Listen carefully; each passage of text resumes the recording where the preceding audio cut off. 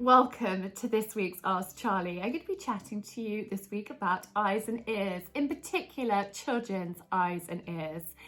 This is something that's been on my mind to share with you guys for quite a long time, and something happened this week which brought it to the front of my mind, and I thought, you know what, I'm going to sit down and chat about it because hopefully me sharing will help other people. So I'm going to start talking about Coco first and her hearing. It's quite a long story, so bear with me, and I'm going to fill you in on the background as well. So I just found out I was expecting Gus. Coco was pretty tiny and Arch was just 2. We'd just got planning permission to completely rebuild this house. We were going to need to move out for a year, and Simon and I were overseeing the project. I was going to be on site every day. So we decided, because he was traveling a lot as well, that we needed an extra pair of hands. So we got a nanny. Wonderful Rachel came into our lives.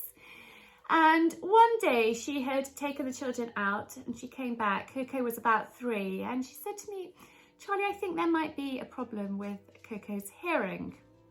And I was quite surprised that she had said that, because actually when I worked as a nanny years before, one of the children that I looked after had a hearing problem, which I picked up on. And so I felt that I was really kind of in tune with that sort of thing. I mean, she said to me, there was an aeroplane that flew over and Archie noticed it and, pointed to it. Coco hadn't heard it, and we were looking up at the plane. Actually, she went to look slightly in the wrong direction too.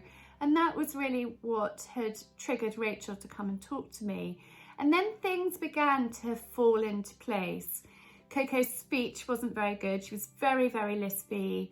She really struggled with her words. And I just thought that, sorry, Ben is barking. I thought she was just, I'm going to sort Penny out. I'll be back. Penny has come to join me. She's been very noisy and unsettled today, so she could sit on my lap. So, it began to make sense, actually, what Rachel had said. Coco's speech was not good at all. She was very, very lispy and, struggled. So I thought, we'll make an appointment, go and see our doctor. And he said, look, let's refer her for a hearing test. She had the hearing test and she only had 50% hearing. She had really, really bad glue ear. And so we were then referred on, and it was advised that she had grommets. She was actually, when she was born, she had a lot of bronchiolitis and really sort of small congested airways. And so it did, make sense that actually that would cause the glue ear. So she had an operation to have grommets put in, and actually they removed her adenoids as well at the same time. And the grommets is just a little tube, and it helps let, the glue ear loosen. And I think as she grew as well, I think that, the gunk can come out, because the two hearing, the drums, the inner and the outer eardrum get congested together with the glue ear. And so by easing that, they can start, the eardrums can vibrate and you can start hearing sound properly. So, we did that, and, had this, quite a few appointments. She actually had grommets put back in for a second time, and she had her tonsils removed as well, because she was getting a lot of tonsillitis and a lot of problems with that. And she also didn't sleep very well. And that again was all linked to her airways. She had to have speech therapy for a period of time as well to help, because children pick up and learn to speak by hearing, and obviously if your hearing is impaired, then that does cause a problem with speech. But a great speech therapist, and really getting Coco to put her tongue and position her tongue in the right place in her mouth really, really helped. And we haven't looked back since. So, that was really great for her. But it's something, and I wanted to share this because it's something for you to be aware of if you've got a child or a grandchild or somebody that is, maybe not hearing sounds in the right place, is struggling with their speech, isn't aware if an aeroplane goes over, above you because of the sound of it. Hang on, Penny wants to go down. It's just to be aware, and so I hope me sharing this is helpful.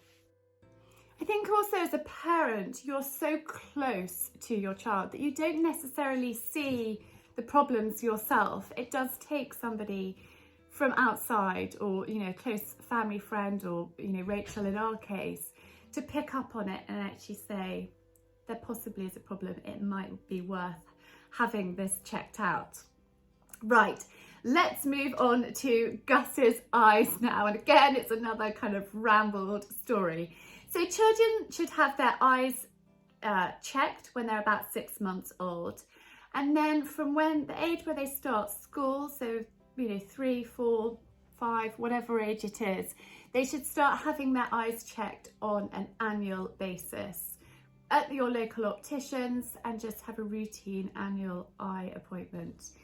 So Gus hadn't started school yet, but he had a bit of a nasty incident and was bitten by a dog.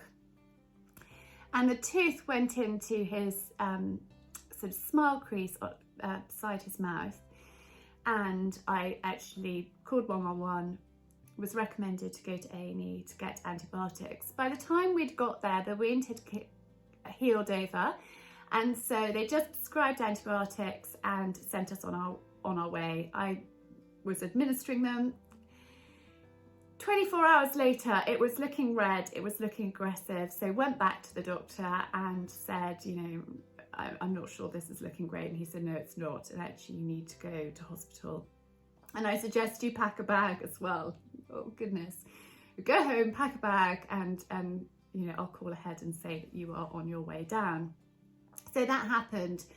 Unfortunately, it was badly infected. The tooth had gone all the way up inside the 2 layers of his cheek to sort of the top of his cheekbone, and he needed to have an operation. When he came round from the operation, the swelling in his face was really bad.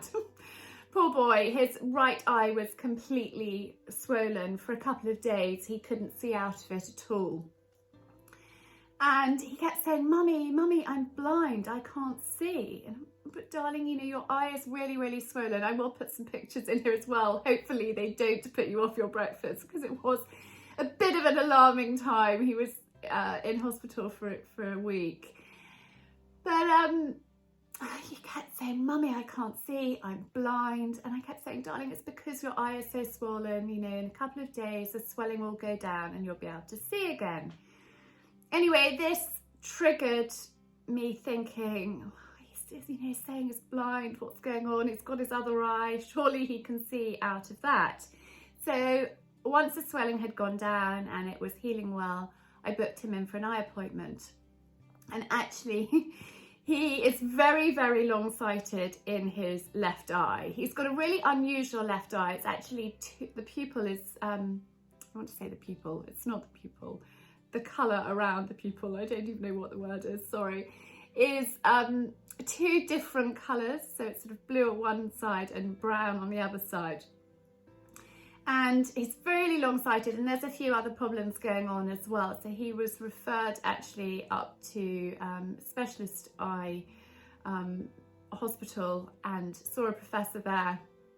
And they really worked brilliantly with him, because you can do a lot for children's eyesight. And this is why I wanted to share this.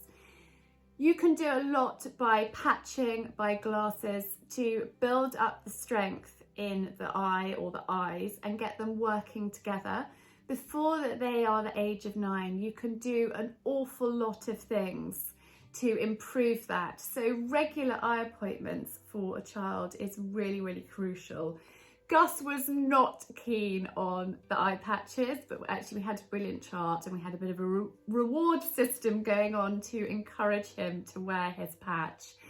He was forever losing his glasses. I actually, while this was all going on, I had my broken leg, so I was relatively housebound, and Simon took him for his first pair of glasses. A beautiful pair of glasses, but they were really, really flimsy and broke within the first week. So I then spoke to a friend who had some far more kind of robust glasses that were bendy and stretchable and the arms couldn't snap off. so easily, although he did manage to snap them. And I think I have spent weeks of my life hunting for that little boy's glasses. We then put them on a string around his neck.